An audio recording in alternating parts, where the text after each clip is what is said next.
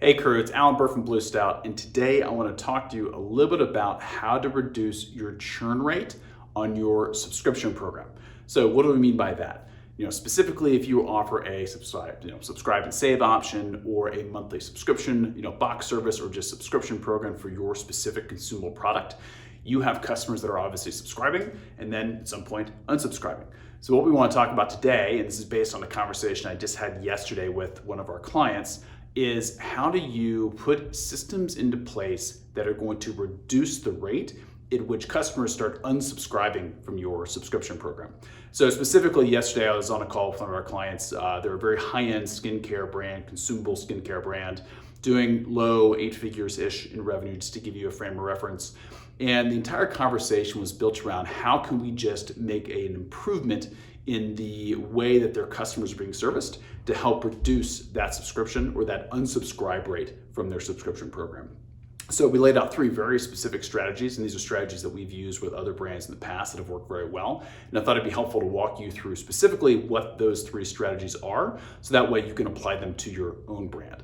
And if you find anything that we're talking about today interesting and you have questions, or you would like to walk through about how you could potentially implement this for your brand, just head over to bluestout.com/strategy. That's bluestout.com/strategy. And you can book a strategy call with myself, member of our team, and we'll actually sit down for 30 minutes to up to an hour and actually break down your business, and we can talk about how to apply these for your brand. So let's break it down. First, number 1 is what we call, or what we're terming, pre-arrival expectation setting.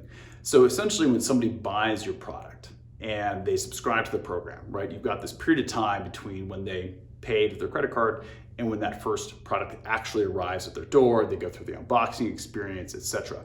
That's a huge opportunity for you in that window of time to deliver content or information to them that's going to set their expectations appropriately, so when they get the product, they're not disappointed.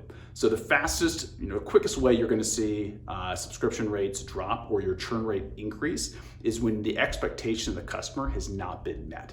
So you'd be using that period of time through things like email flows, potentially SMS campaigns, to set the expectation of what exactly is coming in that box, what they should expect when it arrives. And it's even an opportunity to do things like free samples, add a free gift, something that's going to over deliver on their expectations. So they're actually excited when they get it. So the first sort of emotional reaction they have when they open the box isn't, do I want to keep this? It's excitement to use it and continue to subscribe. So that's number 1. Number 2 is what we call post-arrival. So post-arrival, this is boxes already arrived, products already been delivered. For most products, there's going to be some sort of, especially if it's a consumable, there's probably some sort of education, right? Or some sort of information that they need in order to then actually use the product. So let's say in the case of a skincare brand, there's a certain regiment, a certain order you're supposed to use the products in, or a certain time you're supposed to use the products, time of day you're supposed to use them. If your customer receives it, and maybe that was on your site, maybe it was on the product page, maybe you were explaining this to them, a couple weeks ago before it arrived, but now that it's there, you want to increase adoption. So you want to make sure that you have the highest rate of somebody opening the box, opening the product, and adopting the use of it that you can. Because an increase in adoption is going to obviously increase consumption, and when that next subscription comes around, they're going to run out of the product and they'll be ready for the next one to come versus unsubscribing or canceling. So again, a huge opportunity post-arrival is to use things like SMS or email flows to deliver content that's going to talk the customer through how to use it, or different ways to use it. So pick another example, say it's a consumable like a food product, like a baking good, or you're delivering baking flours or baking ingredients, right? Then sending them content that's gonna tell them how to use it, right? What to bake with, what can you use, recipes, directions, video, inspirational content. Anything that's gonna increase that adoption rate for your product is gonna help reduce your churn rate on that next month's subscription.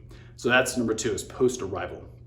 And then third and finally, and this requires a few months, sometimes up to 6 months of data to determine what this is, but you're going to look for what is going to be your peak churn times. So you might have a few different sort of time frames after the purchase where customers are most likely to churn, or you're seeing the highest peaks in their churn rate in the data. And you can do this just by looking at your data through cohorts and saying, okay, for this cohort of customers, when did most of them churn, or how quickly did they churn? 30 days, 60 days, 90 days, 180 days. Every brand is different, and it's also very dependent upon the frequency of your deliveries and your subscriptions.